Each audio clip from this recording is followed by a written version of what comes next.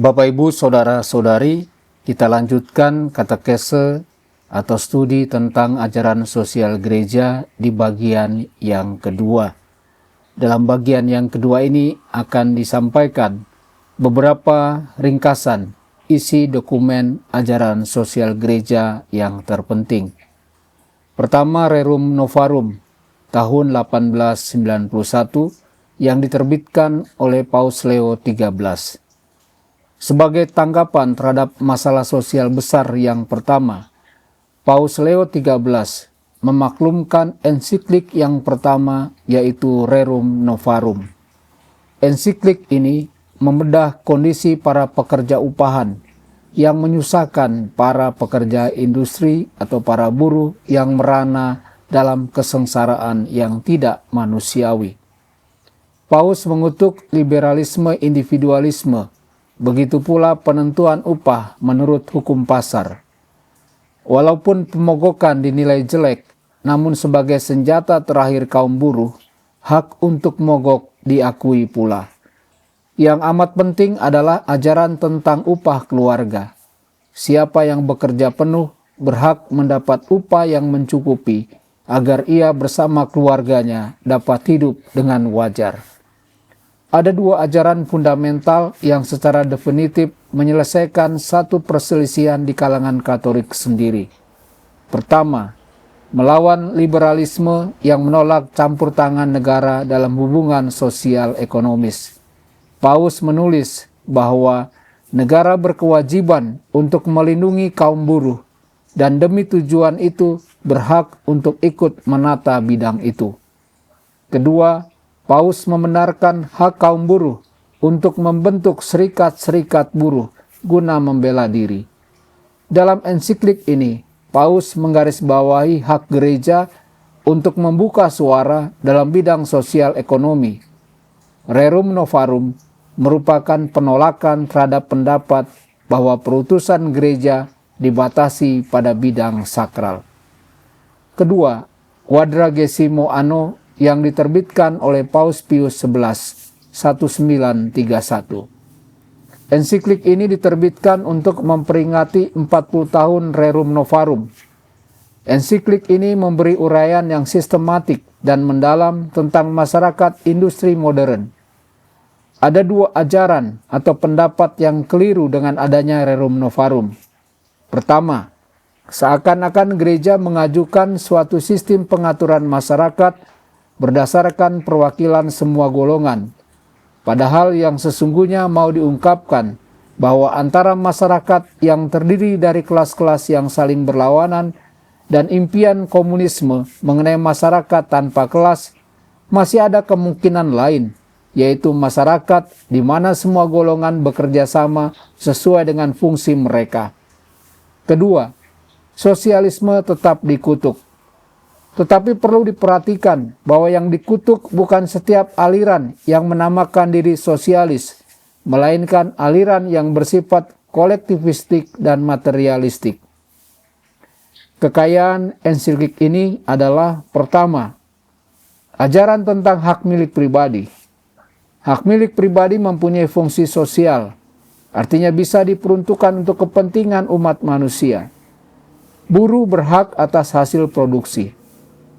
Kedua, Paus dengan jelas melihat bahwa masyarakat kapitalis bukan satu keluarga besar yang harmonis, melainkan terdiri dari kelas-kelas dengan kepentingan-kepentingan yang berlawanan.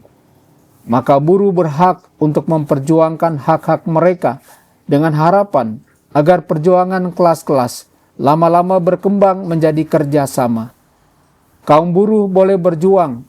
Yang ditolak adalah perjuangan kelas yang mau menghancurkan kelas lawan. Tujuan perjuangan kaum buruh adalah pencapaian hak-hak mereka. Perdamaian dalam masyarakat hanya mungkin atas dasar keadilan.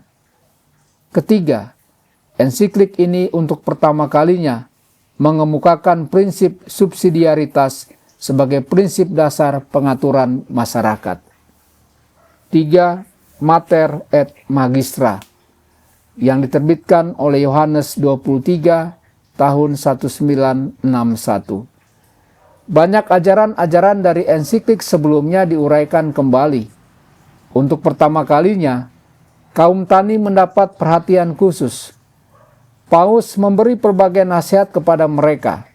Selain itu, Mater et Magistra mengalihkan perhatian gereja dari masalah kaum buruh ke masalah negara-negara berkembang. Perbedaan mencolok kesejahteraan negara-negara maju dan negara-negara berkembang. 4.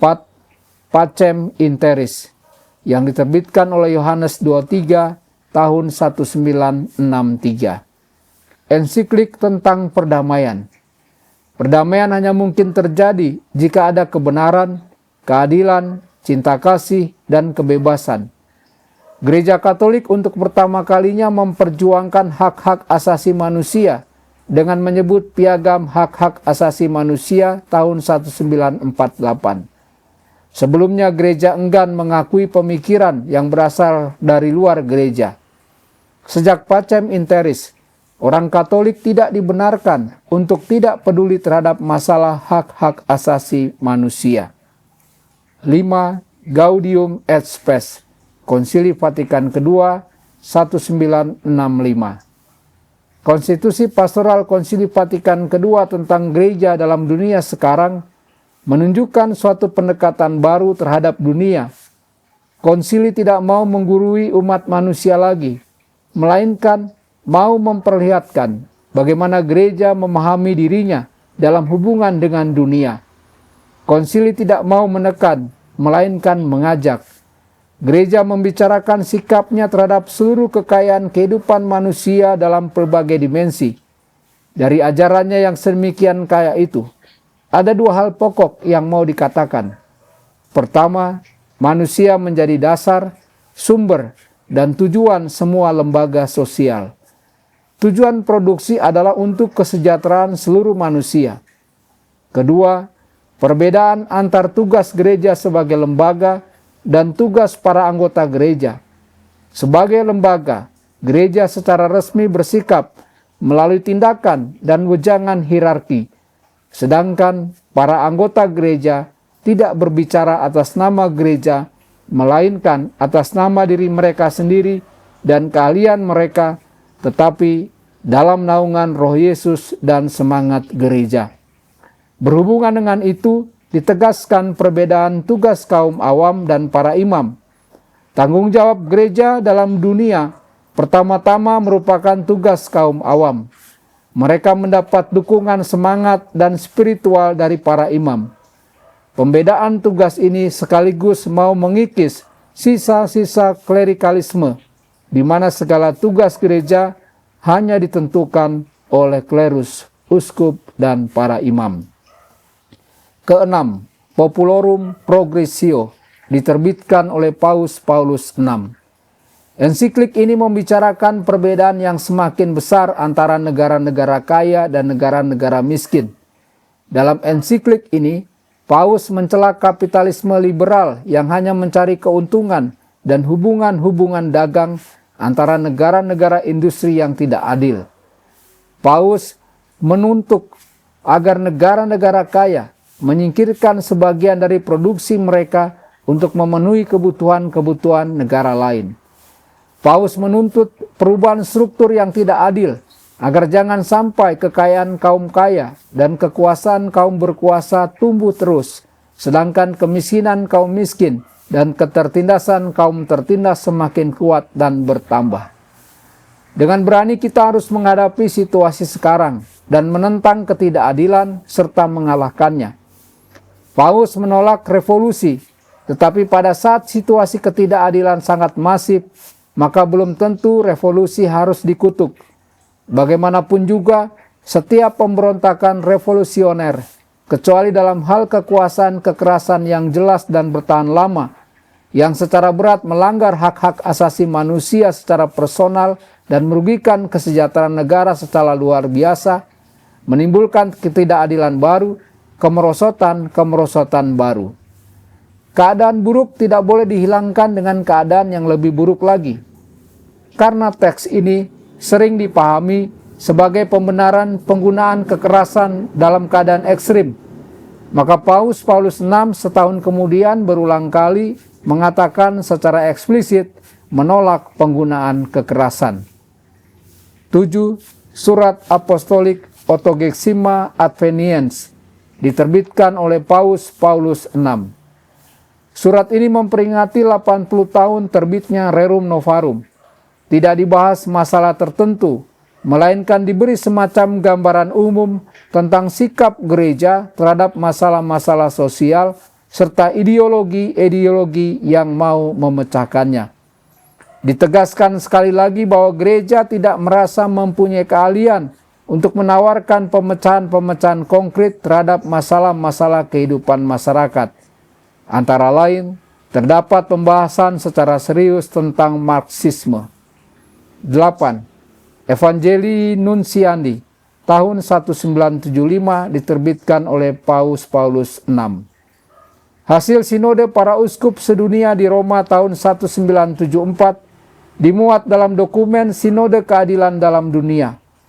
Di bawah pengaruh uskup-uskup dari Amerika, dokumen Keadilan dalam Dunia menegaskan bahwa evangelisasi mengandung usaha pembebasan manusia dari segala bentuk penindasan dan ketidakadilan. Untuk menanggapi harapan para uskup, Paus Paulus VI menerbitkan surat apostolik Evangelii Nuntiandi tentang perutusan gereja untuk memaklumkan dan melaksanakan Injil. Paulus VI menolak penyamaan pembebasan sosial dengan pembebasan yang dibawa Kristus, tetapi di lain pihak menegaskan bahwa pembebasan Injil juga memuat usaha pembebasan sosial. Keselamatan merupakan pembebasan dari segala sesuatu yang menindas manusia, tetapi di atas segala-galanya merupakan pembebasan dari dosa. Ditegaskan gereja berkewajiban menyuarakan dan mewujudkan pembebasan jutaan makhluk manusia. Juga ditolak jalan kekerasan dalam melakukan pembebasan. 9. Laborem Exercens oleh Paus Yohanes Paulus II tahun 1981. Untuk memperingati 90 tahun Rerum Novarum, Paus Yohanes Paulus II menerbitkan sebuah ensiklik besar tentang pekerjaan manusia. Untuk pertama kali, pekerjaan sebagai salah satu kegiatan dasar manusia yang menjadi fokus perhatian seorang paus. Ensiklik ini membuktikan bahwa anggapan bahwa Paus Yohanes Paulus II condong untuk menomorduakan keterlibatan sosial gereja adalah tidak benar. Perutusan gereja di bidang sosial dirumuskan dengan tegas bahwa gereja bertugas untuk mendasarkan dan membela martabat dan hak-hak manusia pekerja, mengkritik situasi di mana martabat dan hak-hak itu dilanggar, dan ikut menyumbang agar terjadi perubahan struktur-struktur sosial yang menyebabkan ketidakadilan.